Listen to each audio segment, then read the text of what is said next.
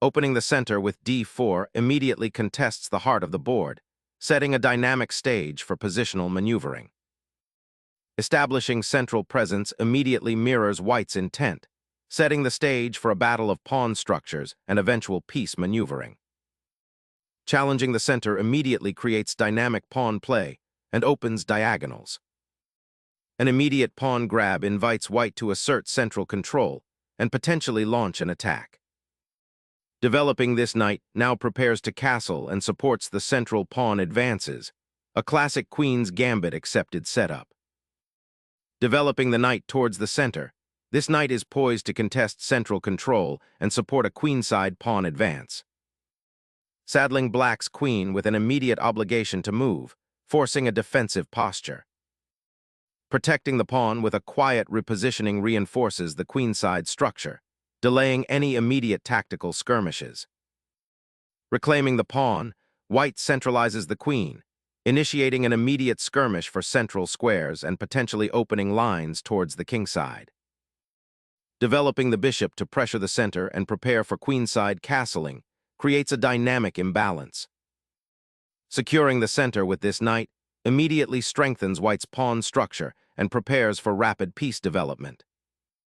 Initiating knight development, it offers protection for the c6 pawn and prepares to challenge the aggressive queen.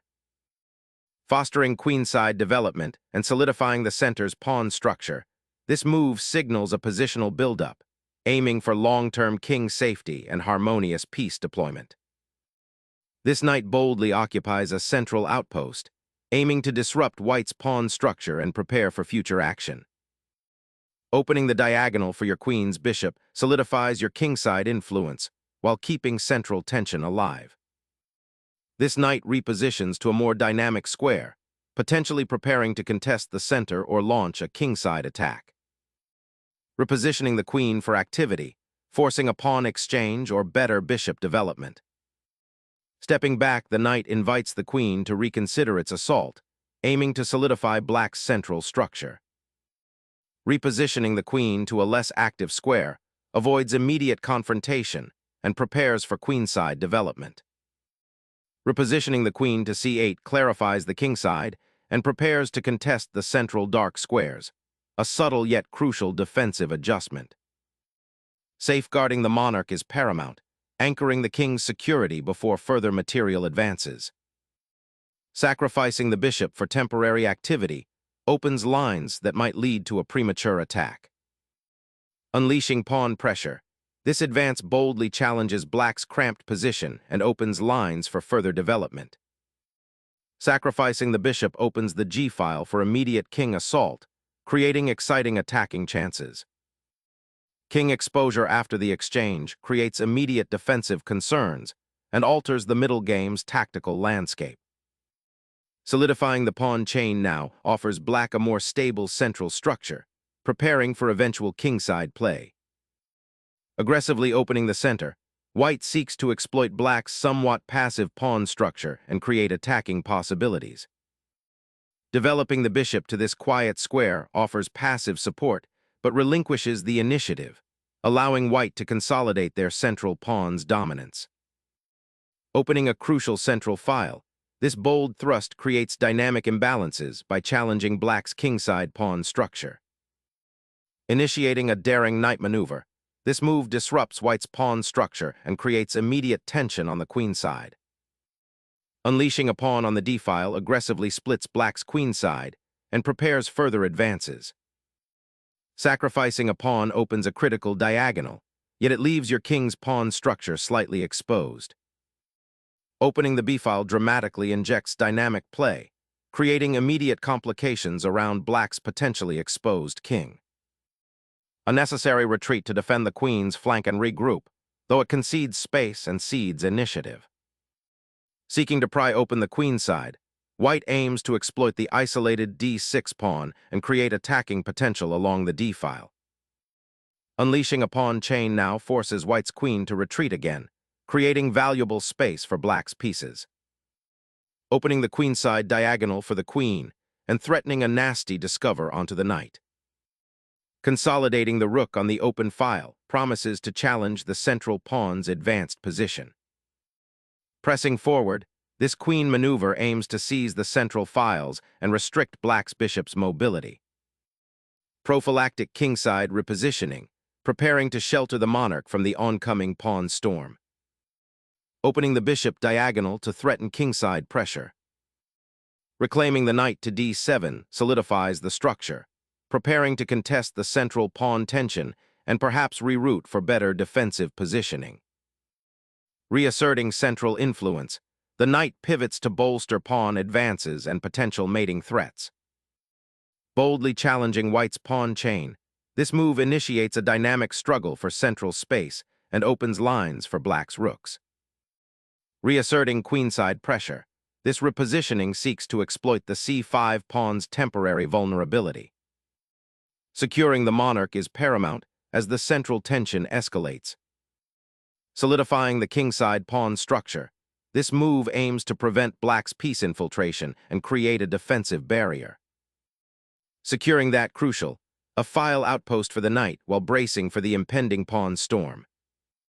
Shifting the monarch to safety, this repositioning grants the king a crucial escape route and prepares for potential pawn pushes.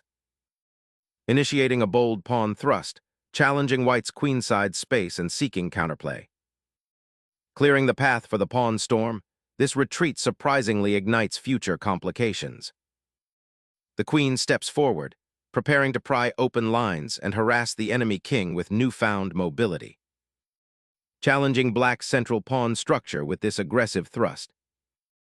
Opening the f-file for the rook, a bold ambition against white's central control, aiming to disrupt the pawn chain. Deploying the knight to b3 offers white a crucial tempo to potentially reposition for central control, while also eyeing the weakened queenside structure. Expanding the queenside pawn structure, this flank initiative seeks to disrupt white's central control and open new avenues for counterplay. Opening the queenside by creating a passed pawn is a bold choice, aiming to disrupt black's cramped position. Opening the b-file offers counterplay, but sacrifices pawn structure and king safety.